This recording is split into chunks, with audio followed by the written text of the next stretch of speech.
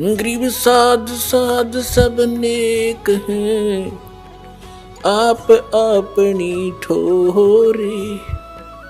जो सतलोक ले जाएंगे वो साधु कोई और।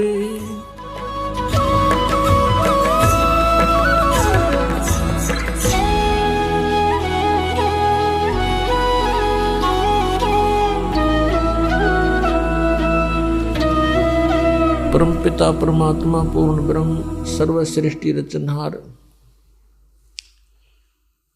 कबीर परमेश्वर जी की असीम कृपा से आप जी ये सत्संग सुनने के लिए उपस्थित हुए।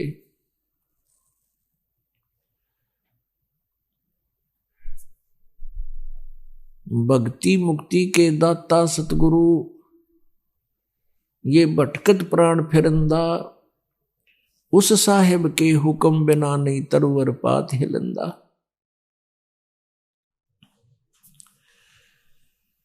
परम पूज्य परमेश्वर कबीर देव जी, ये वो समर्थ भगवान हैं, वो समर्थ प्रभु हैं, जिसके हुक्म बिना एक पत्ता भी नहीं हिल सकता। उनकी रजा के बिना कोई भी प्राणी सत्संग में नहीं आ सकता। उनकी रजा कैसे हमारे ऊपर हो? परमात्मा आत्मा के साथी हैं, इस मन के नहीं। आत्मा परमात्मा का अंश है, ये परमात्मा के उत्पन्न की हुई है, उसके शरीर से निकली है। इस आत्मा का उससे विशेष लिंक है, विशेष संबंध है।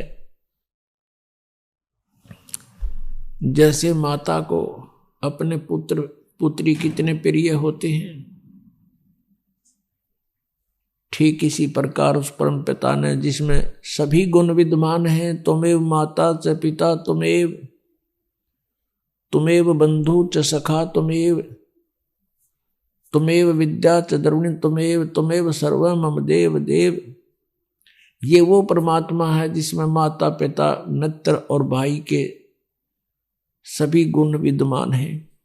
ये हमारा सच्चा पिता है, ये हमारा जनक है और यही हमारी माता है, क्योंकि तीनों लोकों में सबका धारण पोषण वही परमात्मा कर रहे हैं। तो पुण्यात्माओं, हम अपने परमात्मा को भूलकर हम इन काल के, इन माया के भगवानों को याद करते रहे, पूजते रहे। अब उसकी रजा कैसे होगी? आत्मा जब रोती है परमात्मा को, ये मालिक उसके पास पहुंच जाता है। पुण्यात्माओं, आत्मा तो वैसे सबकी ही रोती है जब उस पे विशेष आपत्ति आ जाती है, अन्यथा ये मन के अधीन होकर के सारा जीवन वैसे ही बर्बाद कर जाता है। ये आत्मा बर्बाद कर जाती है अपने जीवन को। जब आप जी ने उपदेश ले लिया, आपका लिंक, आपका संबंध परमात्मा से विशेष तौर पर जुड़ गया। वैसे तो हम सभी भगवान की आत्माएं हैं, लेकिन जो उस मालिक से फिर से संबंध स्थापित कर लेती है, उसके ऊपर उसकी एक विशेष रजा बन जाती है।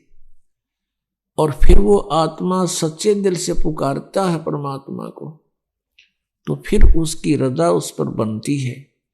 और वो सत्संग में आने की रुचि नहीं करता है, संसारिक कार्यों को विशेष महत्व देता है, तो परमात्मा फिर उस पर रजा नहीं बख्शते। और उनकी रजा ना होने से हम यहां नहीं आ सकते। अपने आत्माओं, हम अपने पेट के लिए, एक रोजी रोटी के लिए सुबह से लेकर शाम तक और नाइट सर्विस में भी ओवर टाइम भी करते हैं। और जैसे किसान है, इसका तो कोई समय फिक्स नहीं, रात और दिन लगे रहते हैं।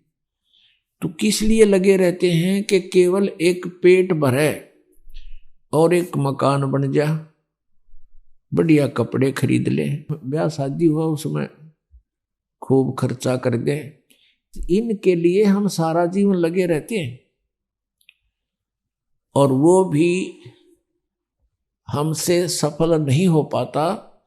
तब हम परमात्मा की ही खोज करते हैं। एक मजदूर मेहनत करता है या कोई व्यावसायिक व्यक्ति है, बिजनेसमैन है, वो अपने भरसक प्रयत्न करता है, अपनी खूब सूझबूझ भी प्रयोग करता है, लेकिन फिर भी विफल हो जाता है। ऐसे ही किसान है, अपनी खूब मेहनत करता है, परिश्रम करता है, लेकिन फिर भी सफल नहीं होता। कोई न कोई नुकसान हानि होती ही रहती है। तो फिर भी वो परमात्मा से ही अर्ज करता है लास्ट में। तो हम क्यों ना पहले भगवान से जुड़ जावें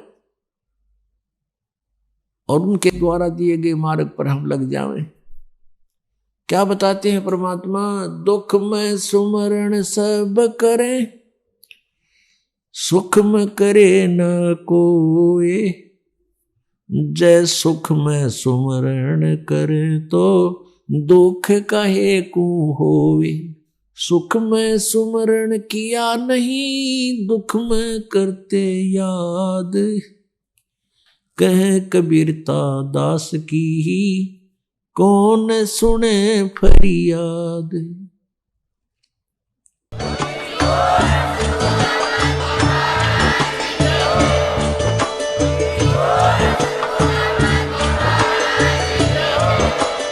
आप सुन रहे थे जगत गुरु तत्वदर्शी संत रामपाल जी महाराज जी के मंगल प्रवचन। अधिक जानकारी के लिए विजिट कीजिए हमारी वेबसाइट www.jagatgururampalji.org। संत रामपाल जी महाराज जी के शुभ आशीर्वाद से पूरे विश्व भर में 500 से भी ज्यादा नाम दीक्षा केंद्र हैं, जिन पर संत रामपाल जी महाराज जी द्वारा ऑनलाइन निशुल्क नाम दीक्षा दी जा रही है। अपने नजदीकी नाम दीक्षा केंद्र का पता करने के लिए संपर्क करें 8222880541।